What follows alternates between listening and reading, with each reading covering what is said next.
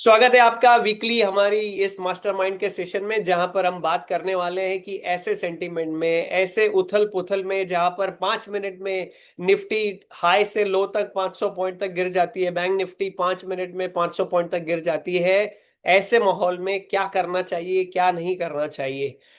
Disclaimer दे देता हूं, मैं सेबी रजिस्टर्ड बंदा नहीं हूं। जो भी हम बात करेंगे आपका इन्फॉर्मेशन और नॉलेज बढ़ाने के बारे में बात करेंगे। हर ट्रेड में रिस्क होता है, पहले आपको रिस्क रिवार्ड का आकलन करना चाहिए, फिर अपने वित्तीय सलाहकार से बात करके आगे का डिसीजन लेना चाहिए। वीकली मार्केट एनालिसिस है, हर वीक हम ये इसको करते हैं। अगर आप हमारे यूट्यूब के व्यूअर हैं और लगातार इनको देख रहे हैं तो सब्सक्राइब करके रखिए चैनल को, ताकि आपको लगातार अपडेट मिलते रहे। प्रोफेशनल ट्रेडर के सीक्रेट्स क्या होते हैं? अगर आप एक अच्छे टेक्निकल एनालिस्ट बनना चाहते हैं, प्रोफेशनली ट्रेड करना चाहते हैं, तो 7 चीजों का कंफर्मेशन या 7 में से कुछ चीजों का कंफर्मेशन बहुत लेना जरूरी होता है। जैसे सबसे पहले प्राइस एक्शन का क्या है, कंफर्मेशन जरूरी होता है। उसके बाद पैटर्न्स होते हैं, उसके बाद वॉल्यूम का कंफर्मेशन लेना जरूरी है। प्राइस और वॉल्यूम का कंफर्मेशन बहुत जरूरी होता है। उसके बाद अगर आप मोमेंटम का कंफर्मेशन लेते तो ऐसे स्टॉक को ढूंढने में आप कामयाब होते हैं जो तेज गति से भाग रहे हैं, जो कि आज हम करने वाले हैं। वोलाटिलिटी आपको अपने फेवर में चाहिए तो स्विंग ट्रेड करके आप वोलाटिलिटी को अपने फेवर में रख सकते हैं। टाइम साइकिल क्या मायने रखता है, और सेंटीमेंट किस तरीके से, क्योंकि चार्ट सब सही भी होते हैं लेकिन अगर सेंटीमेंट बिगड़ जाता है, we all are human beings, उसकी वजह से भी बहुत सारी चीजें घटित होती है। तो त्वरित तुरंत एक्शन लेना बहुत ही जरूरी होता है, राइट। इनमें से हम मोमेंटम और वोलेटिलिटी के लिए इंडिकेटर का इस्तेमाल करेंगे, वॉल्यूम का इस्तेमाल करेंगे, चार्ट्स पर पैटर्न दिखेंगे, प्राइस एक्शन देखेंगे, और समझने का प्रयास करेंगे कि मार्केट में एक्चुअली चल क्या रहा है और हमें क्या डिसीजन लेना चाहिए। तो इस एनालिसिस को हम कहते हैं टॉप डाउन एनालिसिस।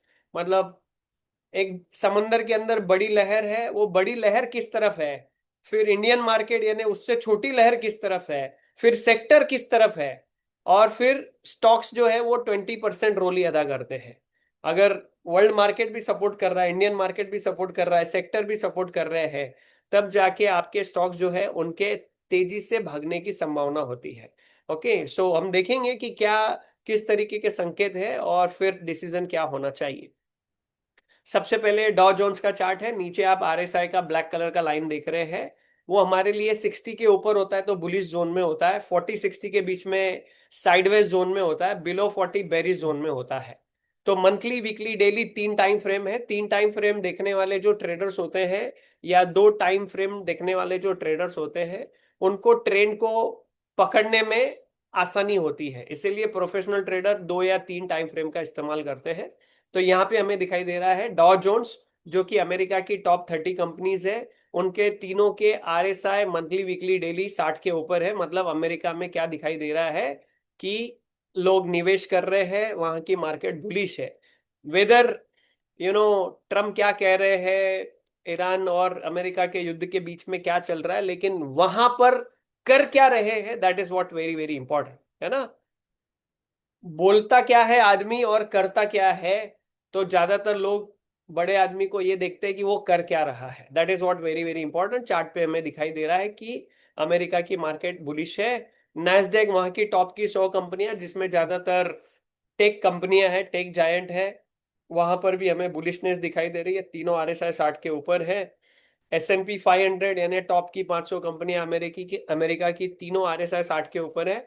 यानी अमेरिका का मार्केट हमें बुलिश, कंप्लीटली बुलिश दिखाई दे रहा है, लाइफ टाइम हाई के ऊपर चल रहा है। तो जहां से युद्ध चालू हुआ, ओके, वहां पे यू नो बुलिशनेस है कंप्लीटली। जर्मनी के चार्ट को देखते हैं। मंथली चार्ट 60 के ऊपर है, डेली, वीकली 40-60 के बीच में, यानी साइडवेज काइंड ऑफ मोमेंटम है। चार्ट को भी आप देख सकते हैं कि वो साइडवेज है। तो अगर 40-60 के बीच में आता है तो उसको हाथी क्यों लगाना चाहिए। ओके, यूरोप का ये है मार्केट, देखें इसको आप। मंथली 60 के ऊपर, डेली, वीकली 40-60 के बीच में, यानी मीडियम टर्म और शॉर्ट टर्म टाइम फ्रेम में ये साइडवेज मोमेंटम में है। यूके, यूनाइटेड किंगडम, इसका भी वही सेम हाल है। मंथली 60 के ऊपर है, वीकली और डेली 40-60 के बीच में, मतलब ये भी साइडवेज है। देखो अभी तक जो भी चार्ट हमने देखे उसमें हमें बेरिश कोई चार्ट दिखाई नहीं दिया है, या तो बुलिश दिखाई दिए हैं या तो साइडवेज काइंड ऑफ मोमेंटम में दिखाई दिए हैं। निक्केई जापान का चार्ट है, यहाँ पर भी कंप्लीटली बुलिशनेस दिखाई दे रही है, तीनों आरएसआई 60 के ऊपर है। अमेरिका बुलिश दिखाई दिया, जापान बुलिश दिखाई दिया, कोरिया का मार्केट है ये कोस्पी, ये भी 60 के ऊपर, लाइफ टाइम हाई के ऊपर दिखाई दे रहा है। मंथ खत्म हो गया है, 30-29 तारीख लास्ट ट्रेडिंग डे था, 30-31 को सैटरडे संडे है, तो मंथ खत्म हो गया है। और आप मंथली कैंडल को देखेंगे तो बिग बॉडी बुलिश कैंडल बन के एकदम हायर हाई पे क्लोज होना, इसका मतलब है कि वो कंप्लीटली वहां के लोग कुछ ना कुछ अपॉर्चुनिटी देख रहे हैं और लगातार निवेश कर रहे हैं। हांगकांग हैंगसेंग है ये, हांगकांग का मार्केट, तीनों आरएसआई साइडवेज दिखाई दे रहे हैं, डेली इनफैक्ट 40 के जस्ट आसपास है, तो कंप्लीटली साइडवेज। शंघाई चाइना का मार्केट भी साइडवेज दिखाई दे रहा है, मंथली थोड़ा ऊपर है बट डेली वीकली में साइडवेज काइंड ऑफ मोमेंटम है, यानी चाइना की इकोनॉमी को फर्क पड़ रहा है। ओके, जैसे हमारी इकोनॉमी को फर्क पड़ रहा है। ब्रेंट क्रूड के पास आते हैं।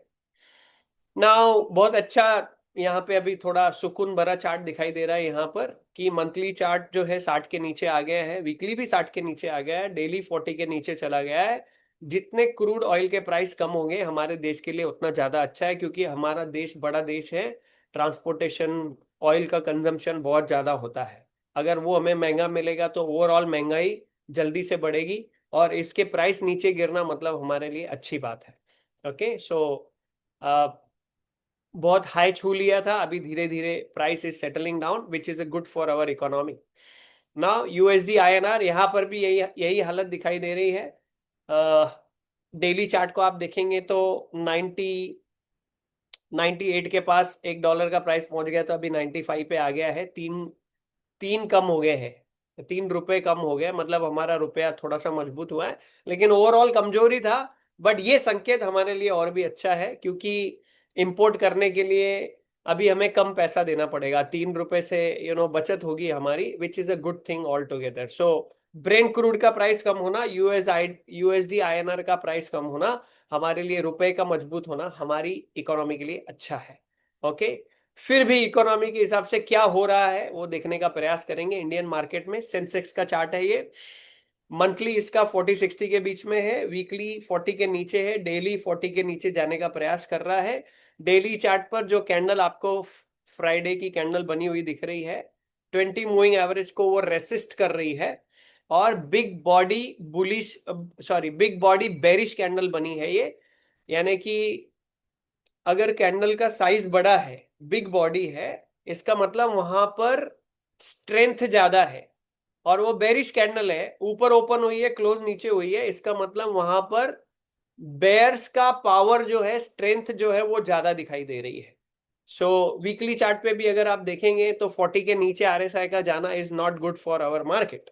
ओके, अब एक तरफ बड़ी वेव कुछ अलग बता रही है, हमारी वेव कुछ अलग ही तरीके के हिचकोले खा रही है, तो ये चीज कंफ्यूजन क्रिएट करने वाली होती है। ओके, सो क्या किया जाना चाहिए मैं आपको बताऊंगा आगे, कंफ्यूजन है।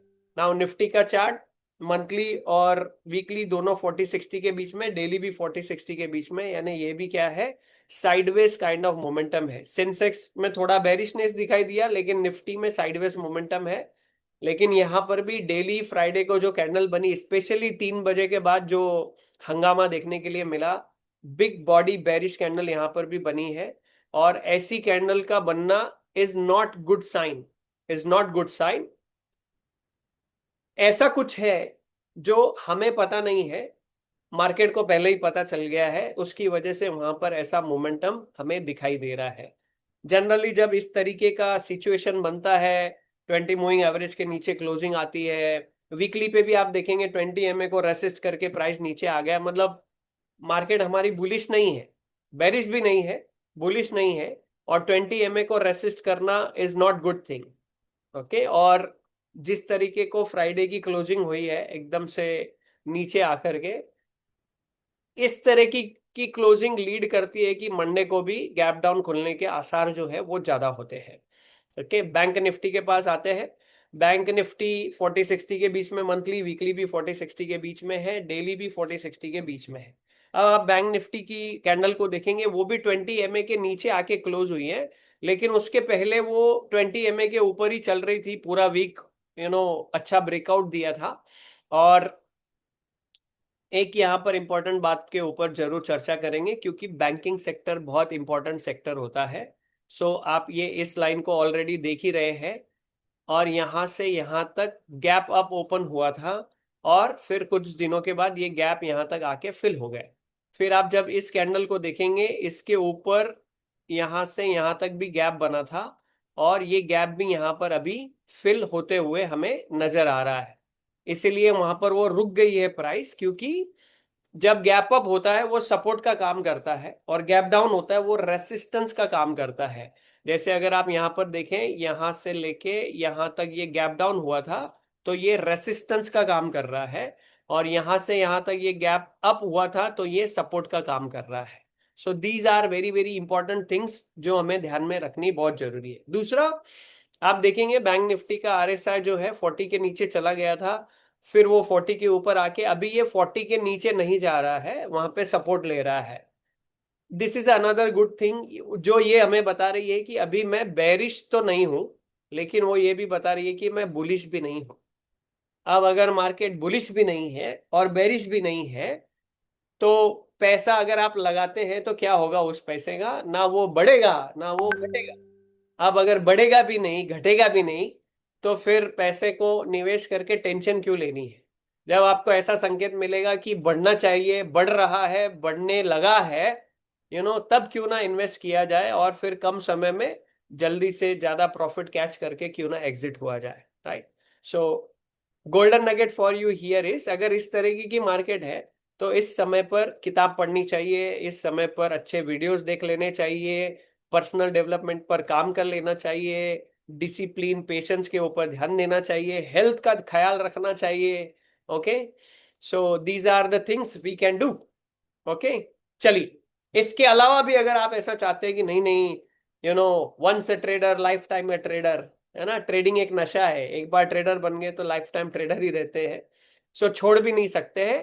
तो फिर ऐसे में ऐसे कौन से सेक्टर है जहां पर स्पेसिफिक सेक्टर में और उस सेक्टर के स्टॉक्स में खरीदारी हो रही है, कहां पर अपॉर्चुनिटी को, ऐसे माहौल में भी कहां पर अपॉर्चुनिटी को देखा जा रहा है, कहां पर अपॉर्चुनिटी को ग्रैब किया जा रहा है, उसको देखने का प्रयास करेंगे। ओके, सबसे पहले फिनांस निफ्टी का ये सेक्टर है, इसको देखेंगे। तीनों आरएसआई साइडवेज है, इसको बिल्कुल हम छुएंगे नहीं, हाथ नहीं लगाएंगे। निफ्टी आईटी मंथली 40 के नीचे है, वीकली 40 के नीचे है, डेली 40-60 के बीच में है। ये बेरिश और साइडवेज दिखाई दे रहा है, इसको भी हाथ नहीं लगाएंगे। निफ्टी ऑटो तीनों साइडवेज है, इसको भी हाथ नहीं लगाएंगे। ओके, ये हमारा एनालिसिस है।